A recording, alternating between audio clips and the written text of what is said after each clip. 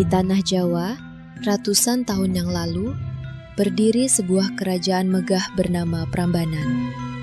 Di balik keindahan candinya yang menjulang, tersimpan sebuah legenda tentang cinta, kutukan, dan pengkhianatan.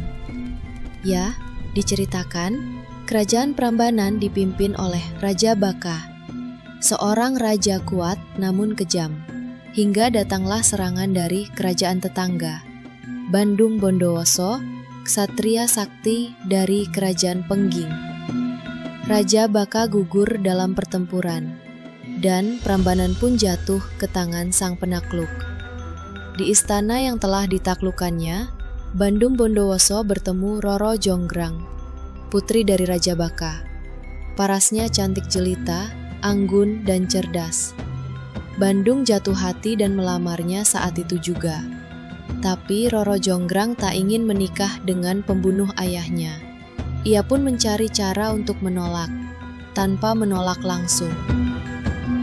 "Kalau kau memang ingin memperistriku," kata sang putri, "bangunlah 1000 candi dalam satu malam." Bandung Bondowoso tertawa kecil karena ia tidak sendiri. Ia memanggil pasukan jin untuk membantunya. Dalam waktu singkat, candi demi candi pun berdiri megah.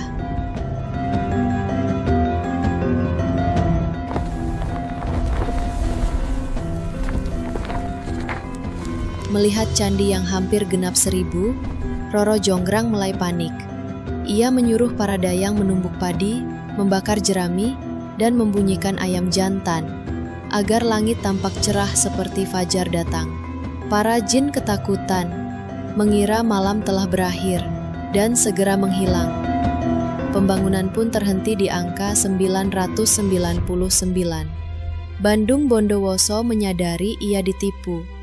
Dengan amarah membara, ia mengutuk Roro Jonggrang menjadi batu. "Jadilah kau batu selamanya." "Kau licik, maka kau akan jadi bagian dari candi ini.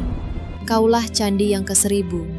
Seketika itu juga, sang putri berubah menjadi arca, berdiri diam di dalam candi Durga hingga hari ini. Itulah asal mula nama Candi Roro Jonggrang di Prambanan. Bukti bahwa cinta dan dendam bisa abadi dalam bentuk batu dan legenda. Kisah ini bukan hanya cerita, tapi bagian dari warisan budaya dan kebijaksanaan masa lalu yang membentuk jiwa tanah Jawa.